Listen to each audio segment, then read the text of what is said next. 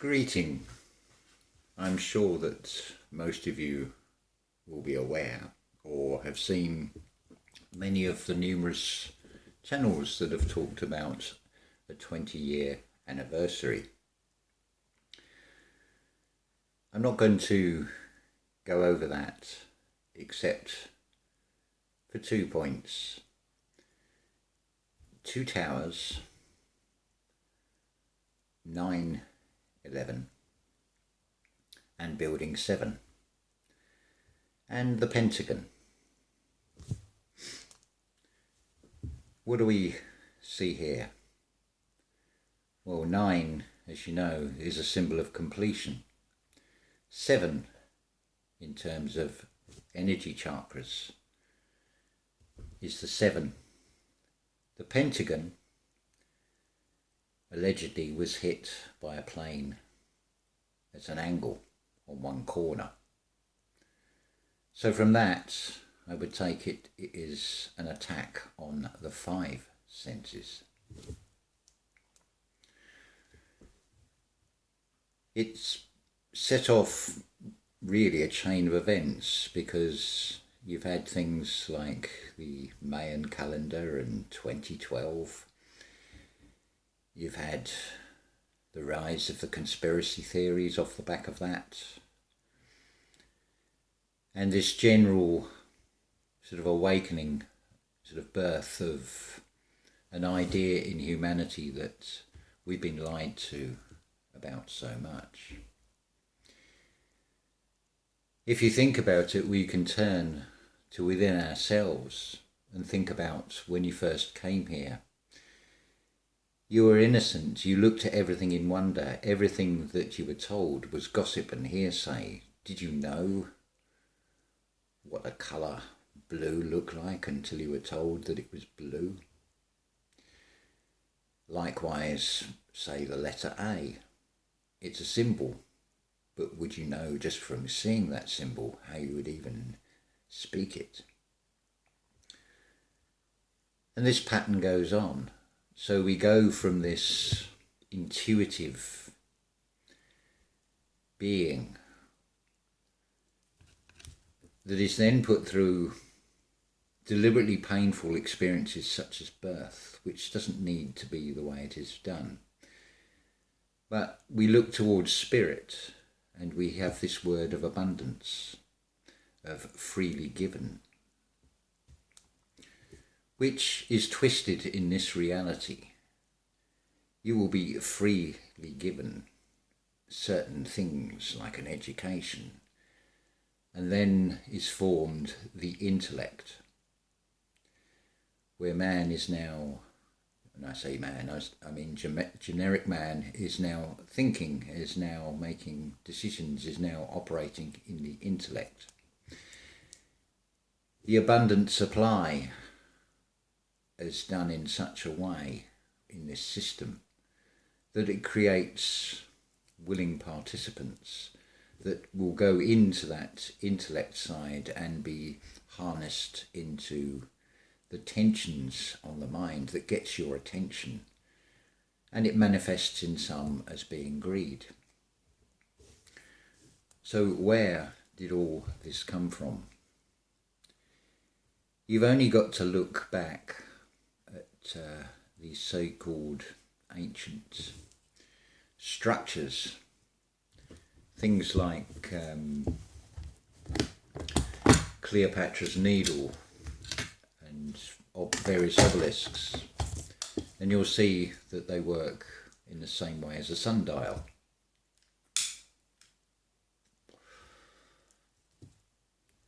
And depending on the time of day and time of year, the sun will be different, and therefore it will cast different shadows.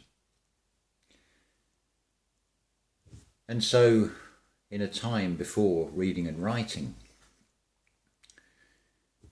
you would have had what became the shaman, the priests that would interpret the shadows and tell you the best times to do this or do that, grow this or mate this animal with this herd of animals on certain days. for the optimum yield, as it were, which, because it is using astrology also, then became very much an intellectual thing that became written on paper. And even today we have the Farmer's Almanac, which is based on that, because it is predictable and because we were given reading and writing. So the rite and the spiritual connection has been brushed aside, and the world has gone more into an intellectual aspect, pushing it further into the conscious mind, away from the spiritual and the intuition. So this 9/11 event was basically just a marker. If you think about it, it's two towers. It represents two temples. They came down, they were brought together. It's just a system's twist on what we need to do within ourselves to become as one within oneself. Because you're more than this physical body, far more than that. So that's what those events shown, and it's going to be very interesting to see the months ahead. There is definitely a huge divide in those that are still on the intellectual material path and only see things in a material sense. And there are the rest who have in many ways gone full circle and come back to leaning far more back towards the intuition and spiritual. So you're seeing what is described as the earth splitting, the split in humanity that is taking place as one group of humanity goes down this material route and the other part of humanity is going down a more enlightened and spiritual route, and rediscovering that wonder, that innocence that we once had, that this system has done everything to try and separate us from. You can see also how the interpretation of being as one is being done in such a way that it is to sever that tie, because it is a severe reality, or looks to be a severe external reality, and that is exactly what this reality does. It is trying to sever you and cut your connection. It's sort of cutting the head off where the 6th and 7th chakras are. And you see this reflected in so-called healthcare, which is all about amputation, cutting things out, removal of things rather than repair and restore to full working order. Surely if you remove something of the body, say like a kidney, it is making twice the work for the other kidney, doubling the workload. So I can't see that that would be a good thing, especially if there is a way of doing things that will restore the health of the other kidney, for example. But we can also look within inside ourselves for the spiritual, which is expressed as the Kundalini rising, which involves the spine, the 33 vertebrae, and the bottom 5 vertebrae are fused, which also represents the fixed material world. Now it's birth from above, but the energy that is in your solar plexus goes down into the lower regions and then rise up again. So when we talk about the very sinister and dark aspects and the rather obscene things that go on, think about the rites and rituals. And if you were to start the energy from the base of that root chakra how that would change the polarity of what is being shot up the backside, shall we say. The way it seems to be is that maybe these group of shamans, one moment please, and we're back.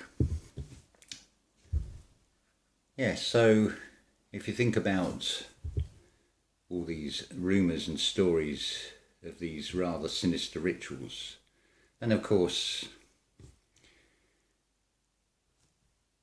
the centre of certain buildings where these rites take place are on an altar, and you have to consider what is being altered and why. There is an intellect, a very negative intellect that has hijacked the entire spiritual, in the same way that the work of the shaman to benefit humanity of telling you the best times to grow things based on the sun and the shadows and the stars and reading what is displayed in the heavens, how that intellect has now shifted, how it has been hijacked for very material gain at the expense of the spirit. And you'll see the way this is reflected out if you just observe what goes on in this reality. Pretty much everything from day one is gossip and hearsay that you're observing. This colour on this wall beside me, you see it in your mind. But until someone tells you that is the colour green, you don't know that is the colour green. You see how this whole reality works. And it is all about frequency, it is all about vibration. And so this reality has created a lot of gossip and hearsay for us to then repeat and put out into this reality. But things are changing, and they are changing for the better. I don't know if you've noticed this sort of upsurge, this urgency, which seemed to be started with that 20-year marker. And how, just like every graph showing how the population suddenly goes up in the air after 100 years, despite all the wars and millions of lives that have been lost in the 20th century alone, the figures just don't add up. It is impossible to figure, just like the impossible figures that they give us about where these little lights are in space. But remember, when you're looking up in space, you're seeing a lie. You're not seeing what is. If you accept the mainstream astronomy interpretations telling you that things take millions and billions of light years to get here for you to see them, then you are looking at the past.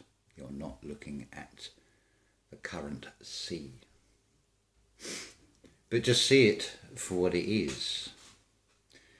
Because also, there may be a reason why we're not seeing those lights, those stars, until a certain time, because everything in this realm is subjected to time. And of course it is all filtered through a firmament, which is going into a mind, your own heavens. Because we are a micro of the macro after all, and within us is a micro of our macro. It is all these wheels within wheels within wheels. So we are reaching this fulcrum point. So it depends if you want to take the fool's crumbs of the systems, the little gifts, the things that they will give you, like a free donut, because some will sell out and their cells will go out for a donut. But I would hope that you will value your spirit, your soul, far more than that. And not sell out cheap, because you are priceless. You see, you are unique. You are an expression of creation. You are priceless. Ask yourself this: before your parents conceived you, who were you, and what were you, and where were you? You can go one of two routes now. You can go the negative route, or you can go the positive route. But remember, this is a reality of duality, so sometimes things that look to be like my right hand will appear to you on the left. So remember to see the mirror, to see the reflection, weigh things up in the mind, because what is coming cannot be stopped. The system is giving you its own twisted version of that, but it is all illusion and lie. What is coming from the unseen is far greater, is far stronger, and it's not very far away before things are fully revealed and fully experienced to far more. So this is a wonderful time to be here, although it might not seem it at times, but keep that inner feeling within inside yourself. Do not allow these tensions on the mind from giving attention to the gossip and hearsay out there. You were intended to be here. You have a purpose to be here. Every physical body has a purpose to be here. This is why there are star seeds, why there are walk-ins, why there is soul braiding. Because even if a soul decides they don't want to be here, there will be another soul that walks in to carry on what the physical vessel is meant to do. It is just like a computer game. You can be the controller of Mario and Luigi or Sonic or whatever it happens to be, or if you don't want to be the operator of that player, there'll be another operator that will step in and complete that round. Ta-ta for now.